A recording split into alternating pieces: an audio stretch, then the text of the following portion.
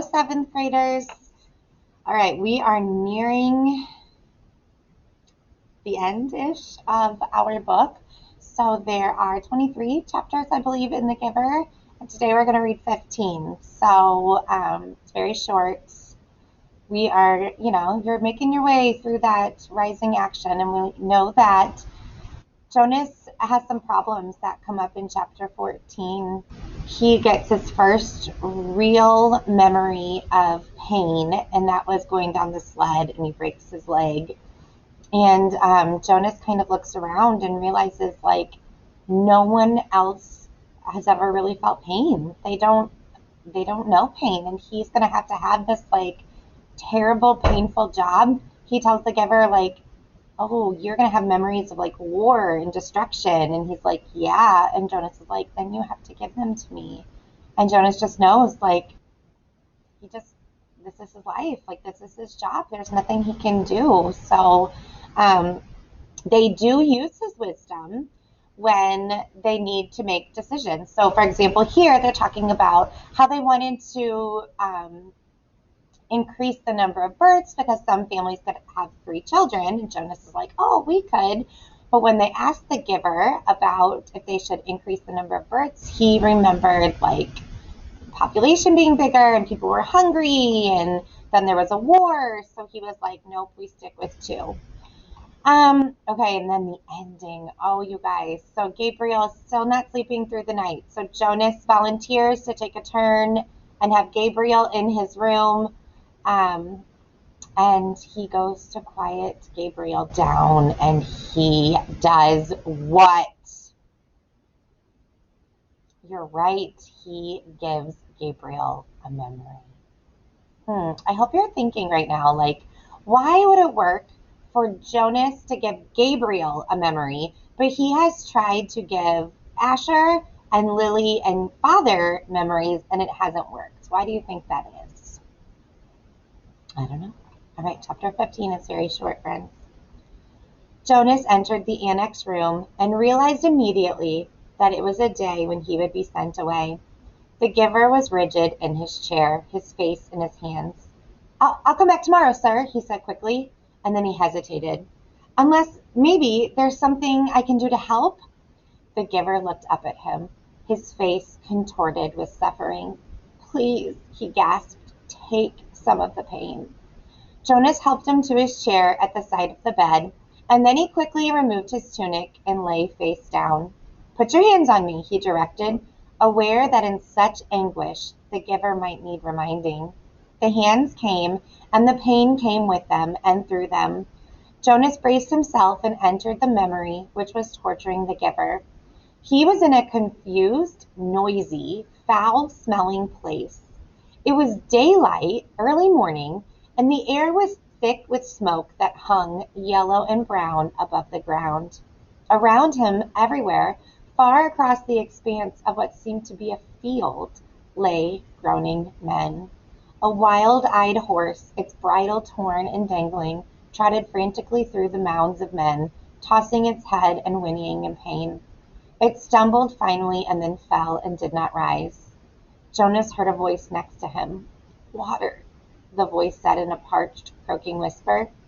He turned his head towards the voice and looked into the half-closed eyes of a boy who seemed not much older than himself. Dirt streaked the boy's face and his matted blonde hair. He lay sprawled, his gray uniform glistening with wet, fresh blood. The colors of the carnage were grotesquely bright. The crimson wetness on the rough and dusty fabric, the ripped shreds of grass, startlingly green in the boy's yellow hair. The boy stared at him. Water, he begged again, and when he spoke, a new spurt of blood drenched the coarse cloth across his chest and sleeve. One of Jonas's arms was immobilized with pain, and he could see through his own torn sleeve something that looked like ragged flesh and splintery bone. He tried his remaining arm and felt it move. Slowly he reached to his side, felt the metal container there, and removed its cap, stopping the small motion of his hand now and then to wait for the surging pain to ease. Finally, when the container was open, he extended his arm slowly across the blood-soaked earth, inch by inch, and held it to the lips of the boy.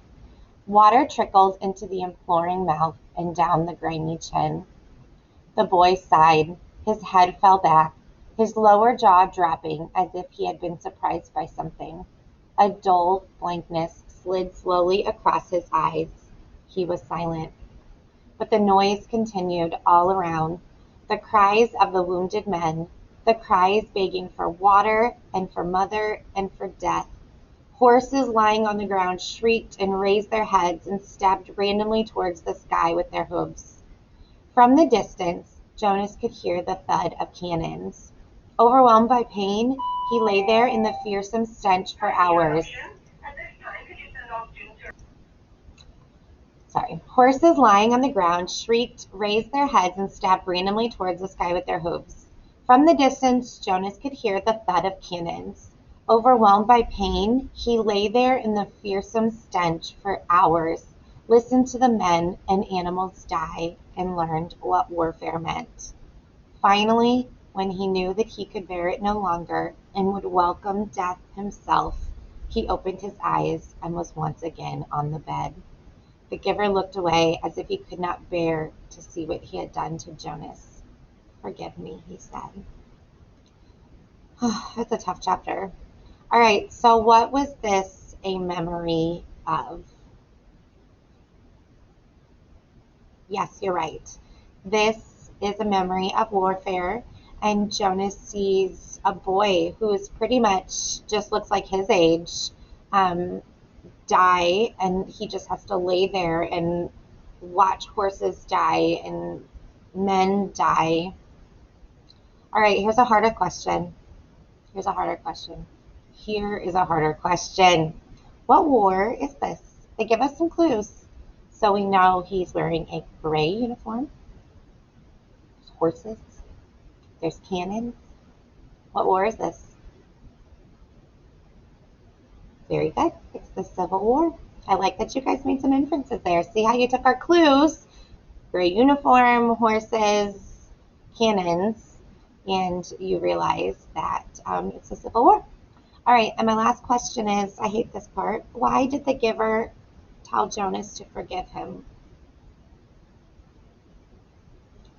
Yeah, I mean, he just caused Jonas pain, and he's going to have to continue to cause Jonas pain. And you guys, Jonas is just a kid. Jonas is just your age.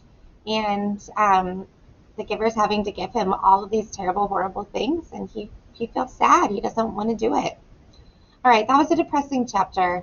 I'm sorry. I wish I could be more positive right now for you, but I feel sad. I feel sad for Jonas, and I feel sad for the giver. All right, tomorrow we will read chapter 16.